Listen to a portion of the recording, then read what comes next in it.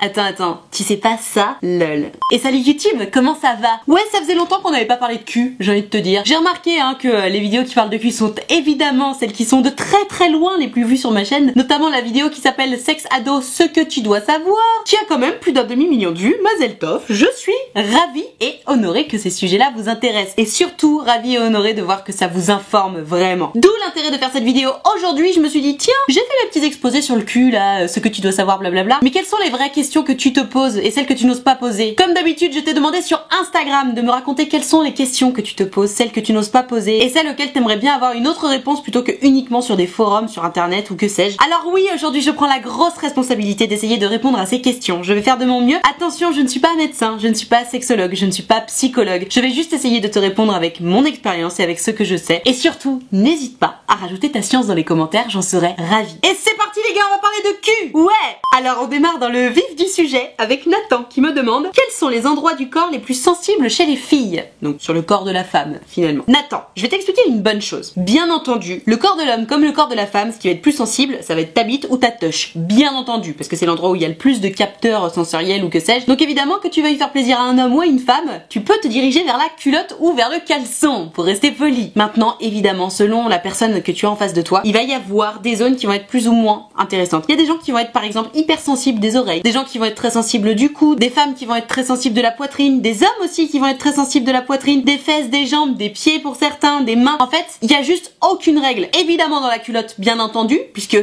c'est la base, c'est par ici qu'on a des orgasmes, mais il est apparemment possible d'avoir des orgasmes d'autres endroits du corps. N'hésite pas à raconter ton expérience dans les commentaires si ça a été ton cas, si c'est ton cas régulièrement, c'est intéressant, ça intéressera beaucoup de monde dans cette vidéo, j'imagine. En fait, il n'y a pas de règle. C'est pas parce que tu rencontres un jour une nana qui adore les bisous dans le cou et qui est hyper excitée par des bisous dans le cou que la prochaine nana avec qui tu vas sortir, ce sera exactement la même chose. Tu pourras même tomber sur une nana qui déteste les bisous dans le cou parce que ça lui fait trop de guilis ou quoi que ce soit. On est tous différents, on a tous des caractères différents, on a tous des physiques visuellement différents, et ben on a tous aussi des sensations différentes quand on se touche. D'où l'intérêt d'apprendre à connaître les gens, et c'est pour ça que très souvent on dit ouais, la première fois avec quelqu'un c'est jamais ouf et tout, parce que t'as pas encore eu le temps d'apprendre à savoir quelles sont les zones érogènes de la personne. Donc zones érogènes, ça veut dire les zones qu'on kiffe un petit peu exploiter pour se faire du bien, et je te dis, ces zones érogènes là peuvent vraiment complètement varier d'une femme à l'autre, d'un homme à l'autre aussi d'ailleurs. Il va y avoir des mecs qui adorent les bisous dans le cou, dans le dos, j'en sais rien, sur les fesses. Il y a même des mecs qui vont adorer se prendre des doigts dans le cul et d'autres non. Sachez quand même au passage que le point G des hommes se trouve dans le trou de balle, mesdames et messieurs. Voilà,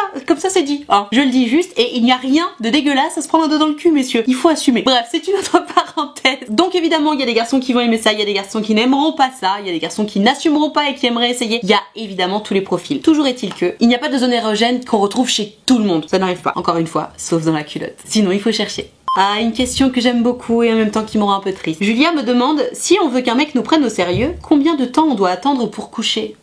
Julia, que tu sois un homme ou une femme, bon toi tu es une femme, tu peux coucher avec cette personne dès la première seconde. Ce n'est pas ça qui paramètre si un homme ou une femme va te prendre au sérieux ou pas. Si t'as envie de faire l'amour avec quelqu'un, si tu fais l'amour avec cette personne-là, il y a aucune raison pour que la personne avec qui tu as fait l'amour ne te prenne pas au sérieux, pendant que toi tu vas la prendre au sérieux. Si tu fais l'amour avec un mec au bout d'une heure, bah lui aussi il aura fait l'amour avec toi au bout d'une heure. Tu le prendras autant au sérieux que lui te prendra au sérieux. Il faut vraiment s'enlever de la tête cette histoire de fille facile. Je vais pas trop m'étendre sur la question parce que j'ai déjà fait une vidéo qui s'appelle Fille facile, dans laquelle vraiment je m'étends sur le sujet du fait que c'est pas parce que tu couches le premier soir, ni le deuxième soir, ni le 10e soir que tu seras plus respectable en fait. Faire l'amour, c'est un acte, bien entendu pas anodin, parce que c'est important, on choisit quand même les gens avec qui on fait l'amour, il faut qu'il y ait du consentement, etc. Mais juste, c'est pas parce que tu couches avec un mec le premier soir qu'il va pas te respecter ou qu'il va pas vouloir sortir avec toi, vraiment. Alors, je comprends le délire de ah mais il va me prendre pour acquise, blablabla, mais toi aussi dans ce cas-là tu le prends pour acquis. En fait, vraiment, dans cette perspective d'égalité des sexes, les meufs, il faut vraiment qu'on arrête de croire que le fait de coucher le premier soir c'est grave, vraiment. Il y a des nanas, elles se disent tiens, je vais pas m'épiler avant d'aller à mon date, comme ça je suis sûre que je vais pas coucher avec lui.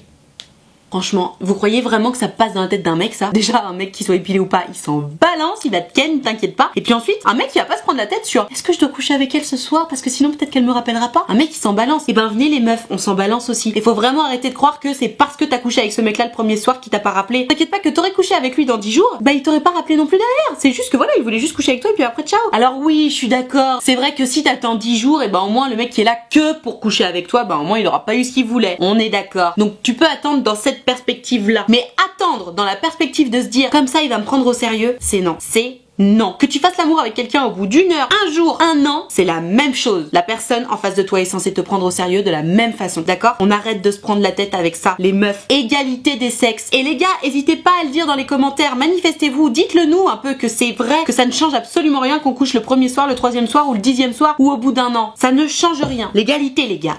Pourquoi les mecs détestent faire l'amour durant les règles? Alors Marielle, c'est pas tout à fait vrai ce que tu racontes. Il y a des mecs qui s'en balancent, mais qui s'en balancent, pour eux ça change rien du tout. Il y a aussi beaucoup de nanas qui aiment pas faire l'amour pendant qu'elles ont leurs règles parce qu'elles trouvent ça crado, soi-disant. Pareil hein, le sang des règles c'est pas sale. Mettons-nous bien ça dans l'esprit, c'est très important. Je veux pas jouer la féministe, mais juste égalité, voilà. C'est pas parce que le sang sort de ton vagin qu'il est plus sale que s'il sortait de ton genou. Voilà, c'est très important à retenir. Donc, il y a des mecs effectivement qui aiment pas trop faire l'amour pendant que leurs meufs ont leurs règles, ok. Et il y a des meufs qui aiment pas ça non plus. Bah c'est chacun son truc. C'est vrai que effectivement ça fout un peu du sang partout. Dans le souci de ne pas tacher les draps, je peux imaginer qu'effectivement on puisse se dire ah bah non on va s'abstenir. Ouais vraiment c'est par souci de praticité en fait. Ah non j'ai mes règles ça va en foutre partout. Bon bah venez on attend un peu. Voilà. Pour peu que ça fasse quelques mois que t'es avec ton mec, bon tu peux attendre 3-4 jours, tu te dis allez on va attendre tu vois. Mais il y a juste aucun problème à faire l'amour pendant que t'as tes règles. Tu peux tout à fait faire l'amour pendant que t'as tes règles. Alors la légende raconte que malgré tout si tu ne souhaites pas tomber enceinte il faut quand même te protéger avec un préservatif. Franchement dans le doute, ouais protège-toi. Gardons le cap maximum en termes de sécurité. Voilà. Capote tout le temps, comme ça t'es sûr de pas tomber enceinte. Et on est très content.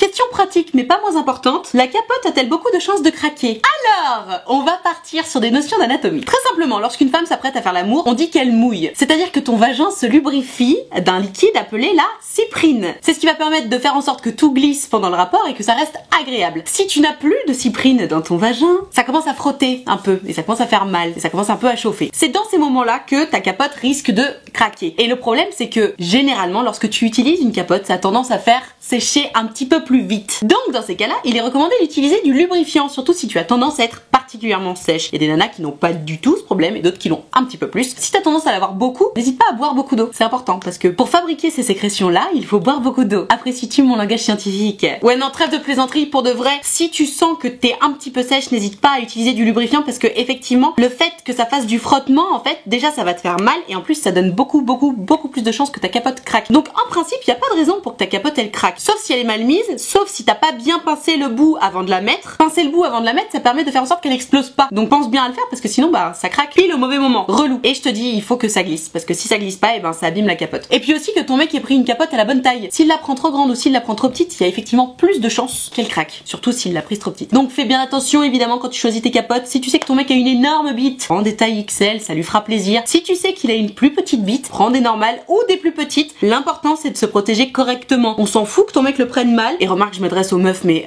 les gars, n'hésitez pas à acheter des capotes à votre taille en fait, tout simplement, parce que charge mentale, putain, vous vous rendez compte, même moi je m'y mets. Les gars, faites en sorte d'avoir vos capotes, putain de bordel de merde. On vous demande pas de penser à notre pilule, et ben pensez à vos capotes, voilà. Et oui, je m'énerve toute seule, c'est comme ça. Question très importante. Est-ce que le préservatif suffit ou est-ce que je dois prendre aussi la pilule? Eléa, je fais des gestes à la Sarko, mais en fait c'est parce que moi est trop petit. Voilà, hashtag Nadiette. Alors, Eléa, très simplement, le préservatif, donc la capote, alias, ça te protège des maladies sexuellement transmissibles et ça t'empêche aussi de tomber enceinte puisque ça garde toute la semence de ton mec. Sauf que si ta capote craque, effectivement, tu n'es plus protégé contre les risques de grossesse, ni contre les risques de maladies sexuellement transmissibles non plus, communément appelées IST ou MST selon la mode. Bref, donc le problème c'est qu'en fait, la capote c'est censé effectivement être suffisant, sauf que si elle craque, t'es dans la merde. Alors que la pilule, bon bah tu la prends, en principe t'es protégé à 99,999% des risques de grossesse. Par contre, attention, la pilule, ça ne protège pas des maladies sexuellement transmissibles. Donc si vous mettez des capotes et que tu prends la pilule, avant d'arrêter de mettre des capotes, il faut faire une prise de sang tous les deux pour être sûr que ni l'un ni l'autre n'a de maladie sexuellement transmissible pour ensuite pouvoir vous faire plaisir sans capote. Et on le sait tous, c'est effectivement un peu plus sympa quand il n'y a plus de capote. Donc la pilule, c'est uniquement pour les risques de grossesse. Attention, c'est des hormones. Évidemment, il faut aller chez un médecin pour se la faire prescrire. Tu peux pas juste aller dans une pharmacie et dire salut, je voudrais une pilule, ou salut, je voudrais un stérilet, ou salut, je voudrais des patchs contraceptifs. Ça n'existe pas. Tu ne peux pas faire ça. T'es obligé de passer par un médecin et idéalement par un gynécologue. Maintenant, si tu veux pas faire ça, et ben capote. Par contre, attention, fais en sorte qu'elle craque pas. Et si tu ne veux pas qu'elle craque, CF le point précédent. Est-ce que quand on a fait une longue pause de sexe, quand on reprend, ça fait mal? Alors, j'ai envie de te dire, si tu fais ta première fois, une fois, et qu'après il se passe 2 ans sans que tu fasses l'amour, c'est possible que ça te chatouille un petit peu quand même quand tu refais l'amour au bout de 2 ans, tu vois. Parce que bon, ok, t'aurais eu un premier rapport, mais je sais pas, peut-être que ça s'est pas bien ouvert, j'en sais rien. C'est possible que ça te refasse un petit peu mal. Pas aussi mal que ta première fois, mais c'est possible. Maintenant, j'en sais rien parce que moi, après ma première fois, j'ai continué. Donc forcément, je peux pas te le dire. Et encore une fois, je suis pas médecin, donc je sais pas. En tout cas, ce qui est sûr, c'est que bon, bah, si t'as eu une longue relation, que vous avez fait l'amour plein de fois, que tout va bien, que t'avais plus mal, tu peux attendre 10 ans, ça te refera pas mal, hein. Y a pas de raison pour que ça te fasse mal. Que ce soit du côté des hommes, que ce soit du côté des femmes, y a aucune raison pour que ça te fasse mal. Le seul moment où ça peut faire mal, c'est chez les nanas quand elles font leur première fois, parce qu'en fait, tu déformes ton hymen. Je fais d'ailleurs la correction de ce que j'avais dit dans ma vidéo sur le sexe et les ados. Tu ne perces pas ton hymen. J'ai découvert ça. L'hymen n'est pas perforé, il n'est pas percé, il n'est pas déchiré. Apparemment, il est juste distendu. Voilà. Et en fait, ça fait plus ou moins mal selon si ton hymen est déjà très serré ou déjà un petit peu distendu. Voilà. J'ai découvert ça dans les commentaires notamment. Donc merci à toutes et à tous d'avoir précisé ce point-là dans la vidéo précédente. Et maintenant, tu le sais toi-même qui regarde la vidéo et qui ne regardait pas les commentaires précédemment. Question très importante. Faut-il se protéger pour faire une pipe? Pipe, fellation, sucer une bite, ça veut dire la même chose. Voilà. Donc faire une pipe, c'est sucer une bite. Et donc faut-il mettre un préservatif lorsque tu suces la bite de ton mec ou lorsque tu te fais sucer par ta meuf ou par ton mec? En principe, la réponse est oui. Parce que les maladies sexuellement transmissibles, ça passe aussi par la bouche. Donc si t'embrasses ton mec, non, mais si tu suces ton mec, apparemment, oui. Bon, j'ai jamais trop compris cette différence-là. Mais bon, en tout cas, les médecins disent que oui, si tu veux faire un cunilingus, si tu veux sucer une bite, cunilingus, ça veut dire lécher une touche. Si jamais. Il faut se protéger. Donc préservatif pour les mecs et apparemment même préservatif pour les meufs. Il existe des préservatifs féminins. Ça s'appelle le diaphragme. Voilà. Donc la réponse en principe est oui. Et malheureusement cette règle n'est que très peu appliquée. Ce qui fait que malheureusement, même en te protégeant très bien, c'est-à-dire tu mets bien la capote et en plus t'as pris la pilule comme ça t'es sûr de pas tomber enceinte, et ben tu peux quand même choper la maladie sexuellement transmissible parce que il y a eu fellation sans protection. Donc tant qu'il n'y a pas eu de prise de sang pour être bien sûr que ni l'un ni l'autre n'a de maladie sexuellement transmissible, en principe il faut se protéger même pour une pipe. Voilà, après évidemment tu fais ce que tu veux. Mais la santé d'abord, je dirais. Alors, une question qui revient très souvent. Mon copain et moi avons essayé de faire l'amour plusieurs fois, mais ça me fait vraiment très mal. Que faire? Alors, j'ai entendu parler d'un phénomène qui s'appelle apparemment la vaginite. Je crois, je vais vérifier sur mon téléphone. Et alors, j'ai découvert ce phénomène-là dans les commentaires, justement. C'est vous qui m'en avez parlé, donc vous voyez, vous m'en apprenez tous les jours. Vaginite est une inflammation du vagin. Non, c'est pas la vaginite, c'est un autre mot. Dites-le moi dans les commentaires, s'il vous plaît. J'ai oublié le mot qui fait que, apparemment, c'est comme l'endométriose. C'est un truc que tout le monde avait oublié et qui en fait existe. Et apparemment, ça fait mal. Enfin bref, c'est trop flou, donc dites-moi dans les commentaires. Je suis sûre que celles et ceux qui savent de quoi je parle peuvent me le dire. En tout cas, ce qui fait que t'as mal quand tu essaies de faire l'amour avec ton mec, c'est comme je l'ai dit tout à l'heure, ton hymen qui ne va donc pas se transpercer ni se déchirer, mais se détendre un petit peu. Et le truc, c'est que si t'es méga stressé, et ben t'as tous les muscles de ton vagin autour de ton vagin, qui s'appelle le périnée, il me semble, qui sont surstressés, surtendus, et en fait ça va forcément te faire mal parce que si tout est tendu, tout est surtension, comment veux-tu laisser passer quelque chose pour détendre encore une membrane qui se trouve dans ton corps? C'est impossible. Donc il me semble que le seul moyen pour que ça arrête de te faire mal, c'est vraiment d'apprendre à te détendre, quoi. Et d'y aller tout petit à petit. Si c'est la pénétration qui te pose problème, ben essayez un doigt, puis 2 doigts, puis 3 doigts, puis ton mec, j'en sais rien. Essayez d'y aller vraiment step by step. Mais ce qui est sûr, c'est que toi vraiment, il faut que t'apprennes à te détendre avec la pénétration, en fait. C'est ça, hein. C'est ce qui stresse toutes les jeunes filles, la pénétration, recevoir quelque chose dans son vagin. Est-ce que ça va faire de moi une pute? Est-ce que ça va me faire mal, etc. Toutes les réponses, c'est oui, c'est possible que ça te fasse mal parce que c'est encore une fois une membrane qui se détend, donc ça peut faire un petit peu mal. Est-ce que je vais saigner? C'est possible que tu saignes, mais c'est pas le cas à chaque moment. Et est-ce que ça va faire de moi une pute? Évidemment, la réponse est non, mon petit. Tu as le droit d'avoir une vie sexuelle et c'est tout à fait sain et normal. Vraiment, pour moi, la réponse, c'est qu'il faut que tu te détendes. Après, si c'est vraiment problématique que ça dure des mois et des mois, ben va voir un médecin, en fait, parce que, encore une fois, je suis pas médecin, je suis pas gynécologue et je ne peux évidemment pas parler en le nom d'un médecin, mais je suis quand même vraiment convaincue que apprendre à savoir vraiment te détendre avec la personne avec qui tu es, apprendre à vraiment lui faire confiance, à pas te sentir jugé, c'est sûr que c'est un énorme pas vers la normalisation des rapports pour toi. Il faut vraiment apprendre à se détendre. Allez, courage. Je rigole parce que c'est trop mignon, mais puisqu'on me la pose, évidemment, je vais y répondre. Une fille peut-elle tomber enceinte lors d'une fellation sans préservatif? Alors, évidemment non. Lorsque tu as un rapport sexuel avec pénétration, c'est-à-dire que un garçon rentre son zizi dans ton vagin, tu peux tomber enceinte parce qu'il lâche des spermatozoïdes dans ton vagin. Et donc, les spermatozoïdes vont dans ton utérus et peuvent potentiellement féconder ton ovule. Et c'est ça qui va faire que ça va créer un bébé dans ton utérus. Si tu fais une fellation, c'est-à-dire que tu suces la bite de ton mec, même s'il éjacule dans ta bouche, tu peux pas tomber enceinte. Parce qu'en fait, même si t'avales, bah ça va tomber dans ton estomac. Ça va évidemment pas tomber dans ton utérus. C'est pas le même trou. Ce qui passe par ta bouche, ça n'arrive pas dans ton utérus. Ce qui passe par par ta bouche, ça va passer dans ton œsophage, puis dans ton estomac, puis dans tes intestins, puis sortir par la porte que tu connais. Ne t'inquiète pas, tu n'as absolument aucun risque de tomber enceinte avec une fellation.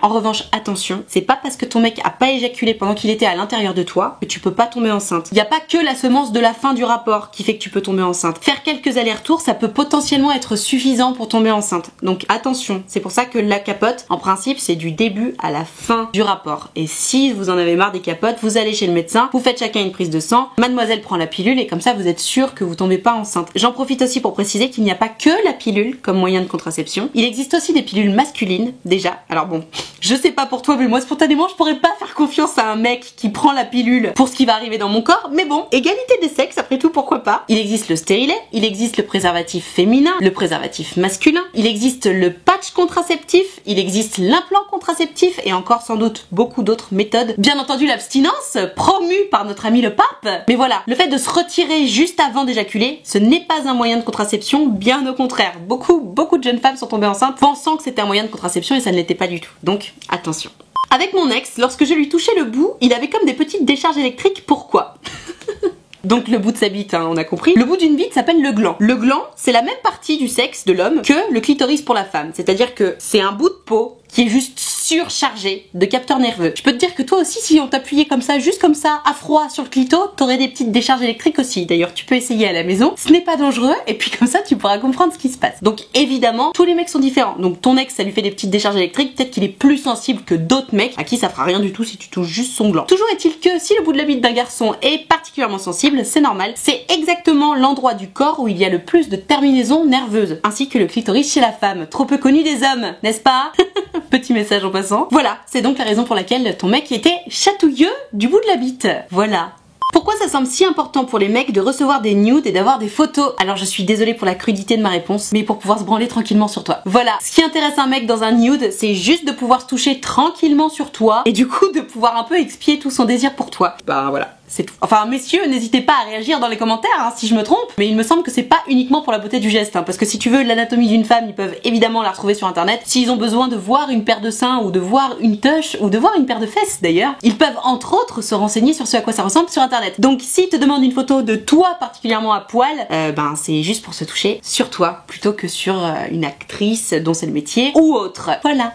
Question très importante je pense, surtout quand on est une jeune fille. J'ai mon premier rendez-vous chez le gynéco dans quelques semaines. J'ai 16 ans et je sais pas du tout comment ça va se passer, j'ai vraiment peur. Ah bah oui, je comprends, oui. Alors je vais t'expliquer comment ça se passe un rendez-vous chez le gynéco, notamment quand c'est la première fois. Alors déjà, tu vas rentrer seule ou avec ta maman ou avec ton papa. Moi je te conseille d'y aller seule parce que bon, t'es pas forcément obligé d'avoir ta mère quand tu réponds à des questions de sexe, franchement. Sauf si tu t'entends vraiment très bien avec ta mère et qu'elle sait déjà toute ta vie, tu vois. Mais bon, c'est quand même sympa d'avoir un moment seul avec le médecin pour pouvoir lui poser les questions que t'as envie de lui poser sans avoir le regard de tes parents ou de ta mère à côté, quoi. Bon, bref. Donc, tu entres dans le bureau du gynéco. En principe, vous vous asseyez déjà tous les deux, vous discutez, il te pose quelques questions sur toi, sur ton parcours, est-ce que t'as déjà fait ta première fois, etc. Et puis ensuite, le moment que tu redoutes évidemment arrive, c'est-à-dire que il te demande de te déshabiller. Alors soit complètement, soit tu peux garder le haut, ça dépend. Généralement, il te demande complètement parce que comme ça, il peut te palper les seins pour voir si t'as pas de problème sur les seins. Ne t'inquiète pas, ton ou ta gynéco sait que tu es stressé. Il a vu une multitude de jeunes filles avant toi, il va en voir beaucoup d'autres après toi, donc il sait. Maintenant évidemment, ton gynéco va essayer de te mettre à l'aise, malgré tout, il faut qu'il fasse son travail. Donc tu vas te mettre toute nue sur sa table de gynéco et oui, tu vas devoir mettre tes jambes écartées sur les espèces de fer à cheval, là je sais pas comment ils appellent ça, sur les étriers, voilà. Et puis selon ce qu'il va te faire, s'il va te faire un frottis, s'il a des choses à regarder, en principe il essaie de pas trop être comme ça à trifouiller dans ta touche, hein, je te rassure. Maintenant bah s'il y a quelque chose qu'il doit regarder, il va regarder. Évidemment ton gynéco met des gants pour te toucher, évidemment il doit te prévenir de chaque chose qu'il va faire avant de le faire, c'est-à-dire que s'il t'introduit quelque chose dans la touche, et ça peut arriver notamment pour faire un frottis, il te le dit avant, c'est important que tu sois préparé parce que sinon bah c'est ce qu'on appelle du viol. Donc voilà, c'est obligatoire qu'ils te disent attention, voilà, je vais faire ça. Et donc une fois que c'est terminé, tu te rhabilles, vous discutez encore un petit peu. Potentiellement, il te fait une ordonnance si tu veux prendre la pilule ou autre. Et puis après, c'est fini. Je tiens à préciser que tu n'as pas besoin de t'épiler avant d'aller chez le gynécologue. En revanche, si tu as tes règles, il faut reporter ton rendez-vous chez le gynécologue. Parce que bon, tu t'en doutes, les poils, il ou elle s'en fout parce que c'est ton choix à toi. Donc si t'es plus à l'aise en t'épilant pour aller chez le gynéco, bah tu t'épiles avant. Mais si tu t'en balances, t'as tout à fait le droit de garder tes poils. Hein. Tu peux faire des tresses avec tes poils, le gynéco n'a absolument rien à te dire sur ta pilosité, que ce soit très très clair. Évidemment, tu prends une douche avant d'y aller, et donc je disais, si t'as tes règles, il faut reporter le rendez-vous, parce que le truc c'est que ton gynéco, il va aller faire des frottis, potentiellement il va t'introduire des choses dans le vagin. Et si t'as tes règles, en principe t'as un tampon ou une cup, et puis bon, c'est pas très hygiénique, c'est vrai. Même si le sang qui sort de ton vagin n'est pas dégueulasse, bon, quand même pour le gynéco, c'est plus sympa s'il y a pas du sang partout. Donc voilà, en principe, on reporte un rendez-vous chez le gynéco lorsqu'on saigne, sauf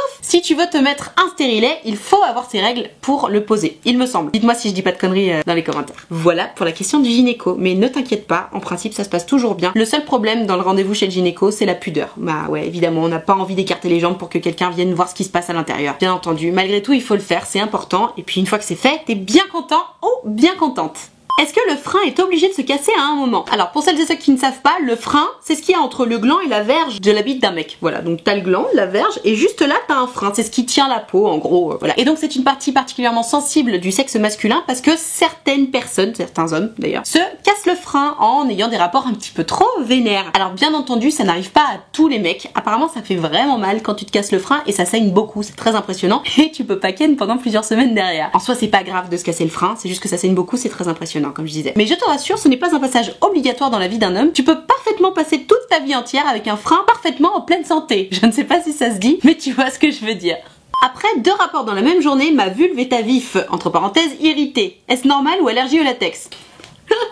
On va fort dans les termes médicaux là. Alors la vulve c'est simplement la peau à l'intérieur de ta touche. Voilà, c'est la même peau que ce qu'il y a dans la bouche mais sur ta touche. Voilà. Et donc effectivement si tu kennes trop fort ça peut être un petit peu irrité parce que forcément avec les va-et-vient ça peut faire mal. Alors ce qui se passe c'est pas forcément que t'as une allergie au latex, c'est peut-être parce que c'est un petit peu trop sec justement. J'en parlais tout à l'heure. Si tu sens que c'est trop sec il faut pas hésiter à prendre du lubrifiant. En revanche il faut faire bien attention avec le lubrifiant que tu utilises parce que selon les lubrifiants il y en a qui sont pas compatibles avec certaines capotes et qui donc vont détériorer ta capote au lieu de l'aider à bien glisser. Donc fais attention. Après c'est vrai que de façon évidente, du latex 2 fois par jour qui frotte comme ça sur ta peau qui est toute fine, bien sûr que ça chauffe, bien sûr que ça irrite un petit peu. Donc fais attention quand tu prends ta douche, utilise des savons vraiment très très doux. Et puis si tu sens que c'est trop irrité, bah attends quelques jours sans le faire. Je me doute bien que vous en mourrez d'envie, mais fais attention malgré tout à conserver ton intégrité physique parce que quand même c'est important. Donc si t'as mal, essaie quand même de t'abstenir un petit peu et d'attendre de ne plus avoir mal, c'est important. Et je te dis, si c'est quelque chose qui revient tout le temps, utilisez du lubrifiant et faites bien attention à ce qu'il soit compatible avec vos capotes. Donc à toi de voir pour les lubrifiants, je te laisse te renseigner sur internet, dans les pharmacies ou que sais-je, mais je pense que ça peut être une bonne solution pour toi qui a mal. Après c'est possiblement une allergie au latex, mais je pense que si t'étais vraiment allergique au latex, tu t'en serais rendu compte ne serait-ce qu'en touchant la capote avec tes doigts en fait. Parce que si t'as une allergie au latex, en principe c'est pas qu'au niveau de la culotte, c'est au niveau de tout ton corps. Voilà, et puis sinon bah tu peux également consulter un médecin, n'est-ce pas?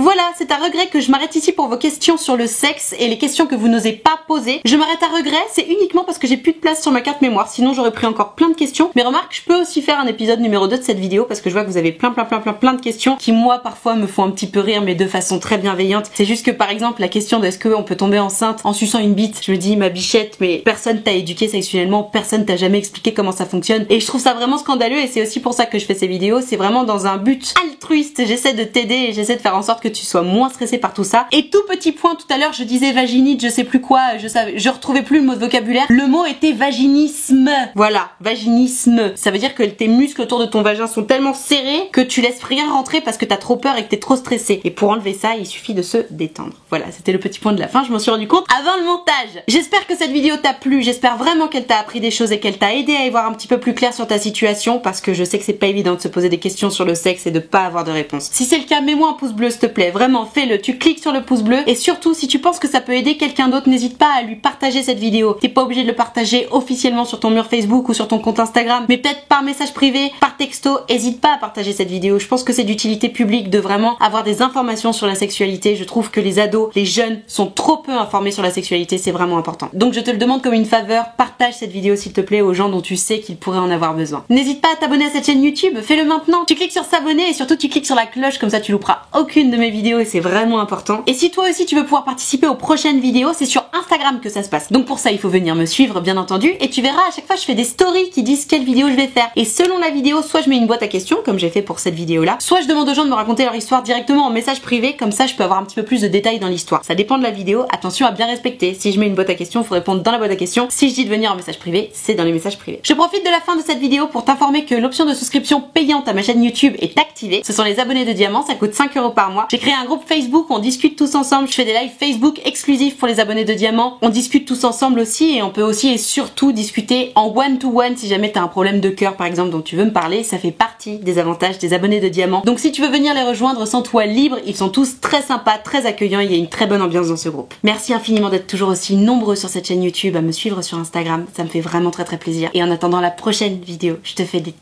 très gros bisous.